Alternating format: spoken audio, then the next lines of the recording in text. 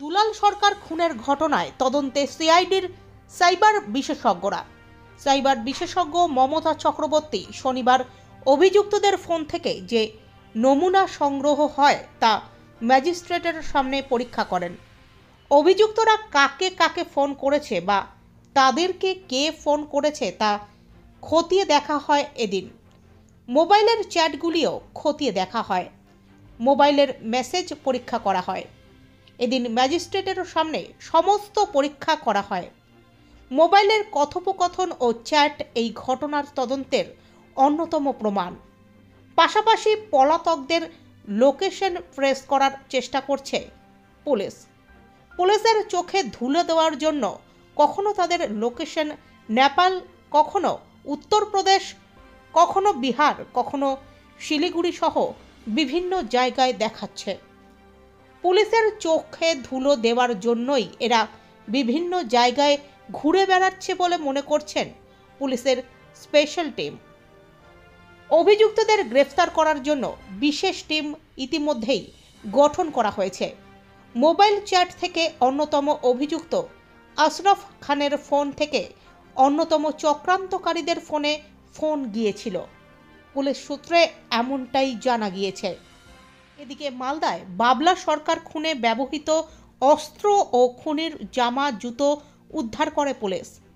Police অভিযান চালিয়ে উদ্ধার করেছে একটি 9mm পিস্তল, দুটি ওয়ান শাটার পিস্তল, 7টি কার্তুজ ও মালদায় খুনের সময় ব্যবহৃত খুনের জামা কাপড় এবং জুতো।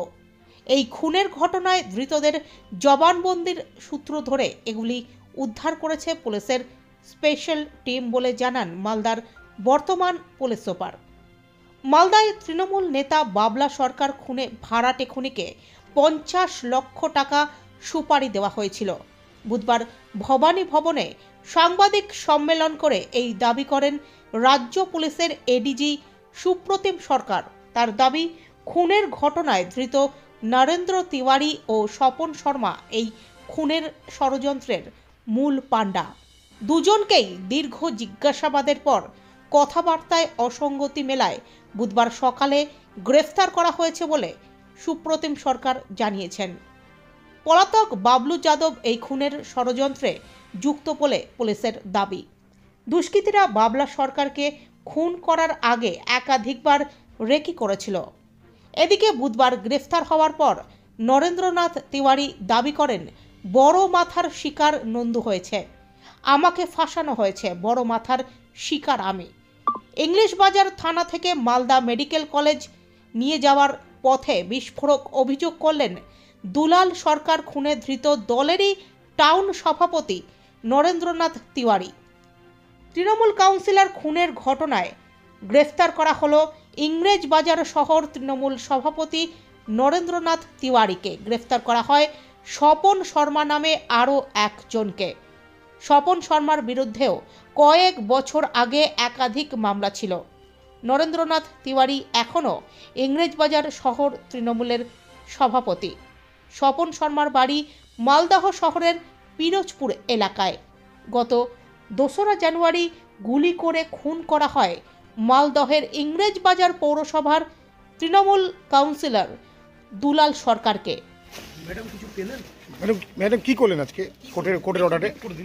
ম্যাডাম কি করলেন একটু ছোট্ট করে করে দিন।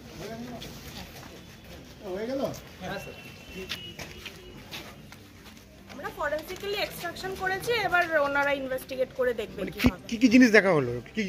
আমরা শুধু এক্সট্রাকশন করেছি। আমরা যে এভিডেন্স পাওয়া গেছে সেটার জন্য আমাদেরকে আনা হয়েছিল কোর্টের সামনে, আমাদেরকে এক্সট্রাক্ট করার জন্য, সেই এভিডেন্স যাতে ইনভেস্টিগেট করতে পারে ওনারা ফার্দার।